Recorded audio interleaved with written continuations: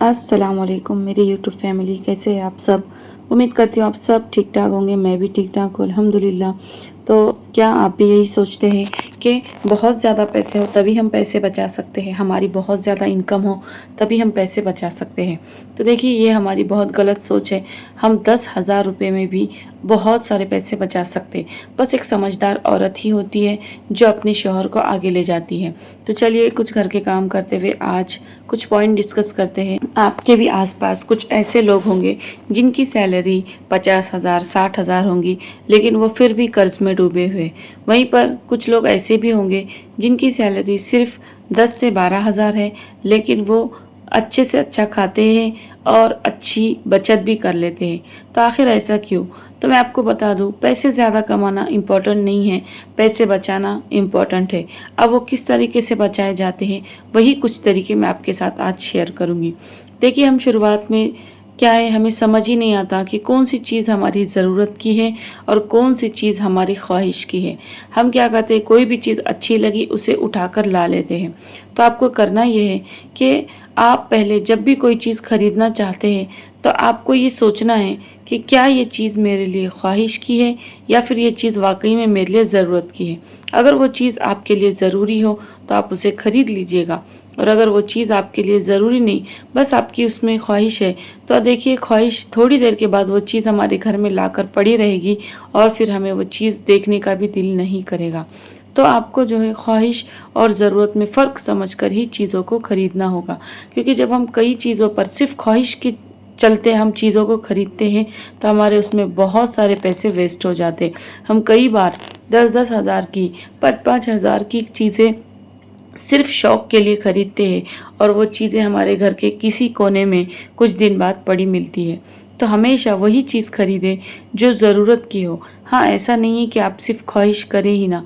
अगर आपकी ख्वाहिश है जैसे कि कहीं घूमने जाना, कहीं कोई चीज़ 1000-500 की खरीद लेना, तो आप कभी कभार उस चीज़ को भी ले सकते हैं, लेकिन हमेशा हर वक्त पैसों को बर्बाद करना ख्वाहिश के चलते आप इसमें बहुत ज़्यादा बुरा फंस सकते हैं। इसलिए हमेशा अपने ख्वाहिश में और अपनी ज़रूरत में फ़र्क करना सीखें। हमारा अगला पॉइंट ये है, मैं देखती हूँ कि घर में कई औरतों के घर में खाना बर्बाद हो जाता है। खाना बर्बाद मतलब डायरेक्ट पैसों की बर्बादी।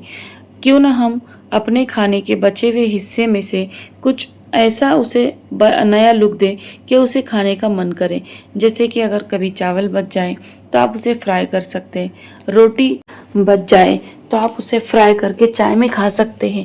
ऐसे ही कई चीज़ें होती है जिसे हम बचाकर, जिसे हम समझदारी से स्मार्ट मैनेजमेंट करके घर की कई पैसों को बचा सकते हैं।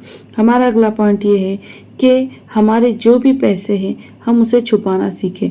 देखिए, हम क्या करते हैं, पैसों को सिर्फ बताते हैं और जिसकी वजह से हमें कोई ना कोई मांगते रहता है। तो आपको करना ये है, आपके जो भी पैसे हैं उसको आप एक गुल्लक लीजिए और उसमें सेव कर लीजिए, जिसकी वजह से आपको कोई भी पैसे नहीं मांगेगा। और ये पैसे आपको किसी को नहीं बताना है, क्योंकि हम हाउसवाइफ क्या करती है, थोड़े पैसे जमा हुए तो किसी ना किसी को ज़रूर बताती है, जिसकी वजह से वो हमें मांगने लग जाते हैं। तो आप किसी को नहीं बताइएगा। हमारा अगला पॉइंट ये है, बिजली और गैस की बचत करना। देखिए, एक समझदार औरत वो होती है जो घर के छोटी छोटी चीज़ों पर नज़र रखे, और इन्हीं नज़र रखने के ज़रिए आप पैसे बचा सकते हैं।